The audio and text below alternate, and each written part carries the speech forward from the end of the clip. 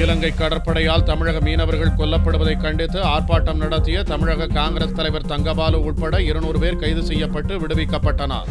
தமிழக மீனவர்கள் இலங்கை கடற்படையினரால் சில தினங்களுக்கு முன்பு கொடூரமாக தாக்கப்பட்டு கொல்லப்பட்டனர். இதை கண்டித்து தமிழகம் முழுவதும் ஆர்ப்பாட்டம், போராட்டம் நடைபெற்றது.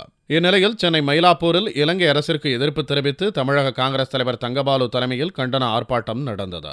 தமிழக மீனவர்கள் இலங்கை கடற்படையினரால் தாக்கப்படுவதை இனியும் பார்த்துக் கொண்டு இருக்கக்கூடாது என்றும், தமிழர் இன மீழ்ச்சிக்காகவும் தமிழ் மீனவ மக்களுக்காகவும் என்ன விலை கொடுக்கவும் தயங்க மாட்டோம் என்றும் ஆர்ப்பாட்டத்தின் போது தங்கபாலு தெரிவித்தார். இலங்கை அரசு இனவாத அரசு, தமிழ் இன எதிர்ப்பு அரசு இன்றைக்கு தமிழ் மக்களை கொள்வதை இனிமேலும் காங்கிரஸ் கட்சி தமிழகத்திலே பொறுத்துக் கொண்டு வேடிக்கை பார்க்க மாட்டோம். தமிழ் இன மீட்சிக்காக, தமிழ் இன மீனவர்களுக்காக, தமிழ் இன மக்களுக்காக என்ன விலையும் கொடுப்பேன் என்பதை மறந்துவிட வேண்டாம்.